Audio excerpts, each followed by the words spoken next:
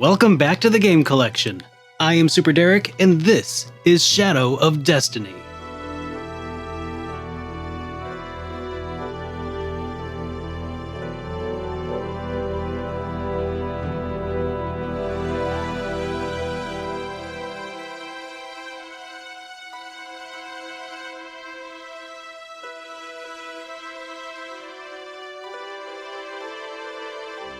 Shadow of Destiny is not an RPG.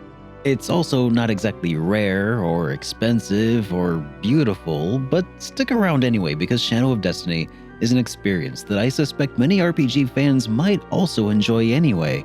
Shadow of Destiny, also known as Shadow of Memories outside of North America, is a relatively obscure adventure game written and directed by Junko Kawano. And if that name sounds familiar, it's because she was involved in the development of Suikoden 1, 2, 4, Tactics, and 5. She's also in a lead role in the development of Eiyuden Chronicle, an upcoming Suikoden spiritual successor.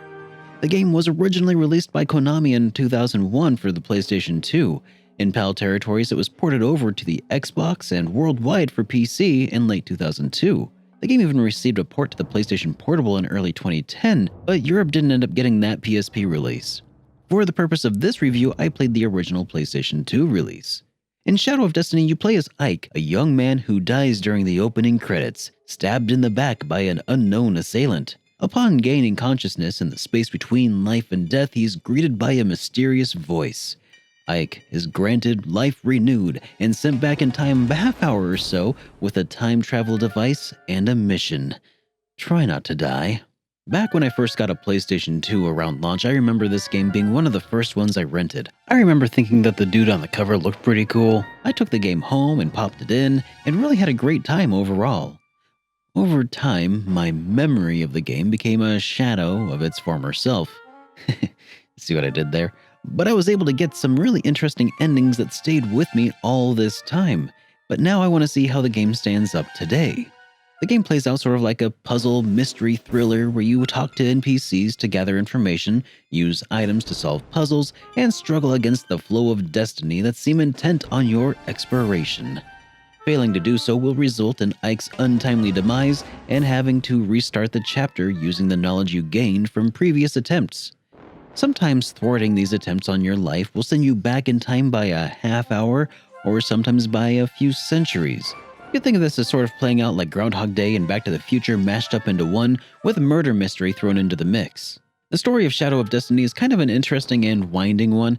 There's a bunch of different endings in the game, and to really get an understanding of all the events and different branches and choices you make, you'll definitely want to play through the game at least a handful of times.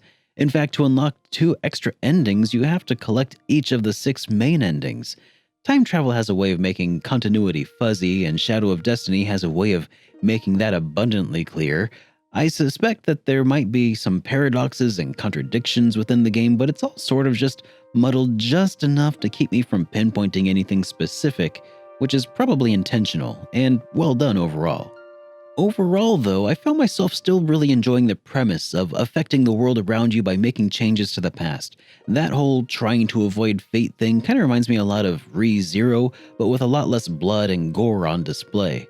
And, of course, without the psychological implications of being murdered dozens of times apparently taking its toll on our hero.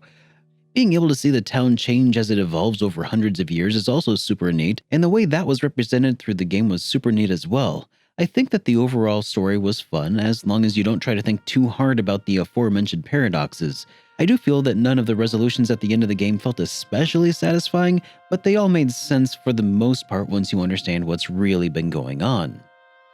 Ike as a character is a pretty affable guy, which is kind of important since it increases the mystery about why anyone would want to kill this guy in the first place. His voice actor conveyed that pretty well, all in all. In fact, the end-to-end voice acting within Shadow of Destiny is pretty dang impressive. I'm so tired. You can't be tired from something that simple. There's a lot of people out there whose lives are a lot tougher. Well, like me. Well, I mean, the fact that it has end-to-end voice acting is impressive. The acting itself is pretty comically bad at times.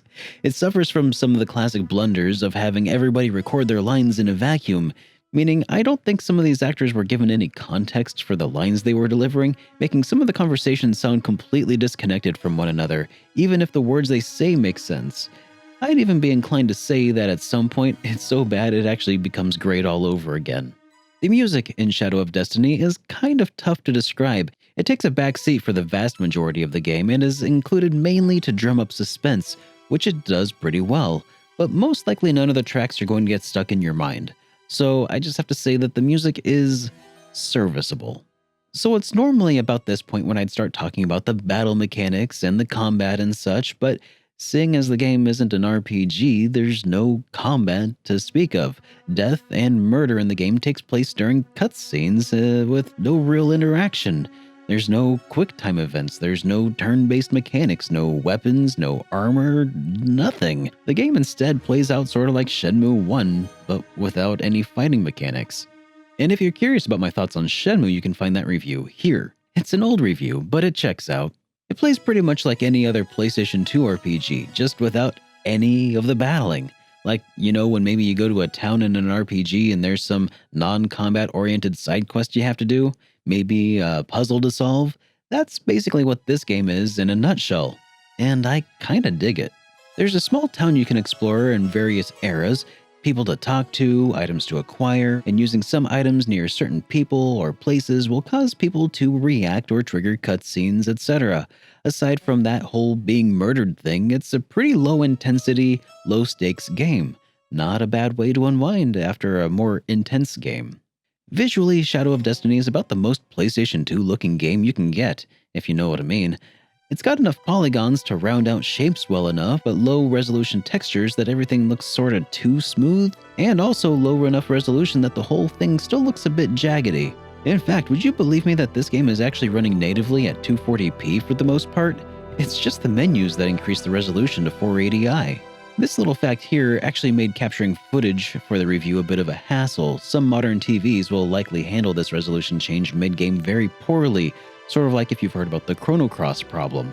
Normally, you could just play the game on PlayStation 3, but there are some compatibility problems that prevent the game from actually loading after the beginning of Chapter 4, so unfortunately, not even that will save you in this case. Because of that, I might recommend you seek out the game on Xbox, PSP, or PC instead. Unfortunately, it's not on Steam or Good Old Games though. However, Junko Kawano would go on to make a spiritual successor to this game, Time Hollow, for the Nintendo DS in 2008, which also features time travel mechanics. Shadow of Destiny doesn't have an epic story. It's not rare or expensive or particularly beautiful. It's not even an RPG for that matter. But it's been on my list of games to review ever since I started this channel back in 2014. And for me to want to play the game after all of this time, there must be something special about the game going on in there. It's a pretty short game and you can knock it out in a long weekend. It's only about $15 or so as well. And even though the game's just sort of average on the whole, I enjoyed it, and that's enough for me. So, Shadow of Destiny has earned itself a spot in the game collection. The Game Collection is a viewer-supported show. If you enjoyed this review, please consider subscribing. For live streams of my playthroughs, follow me on Twitch. And thank you for watching.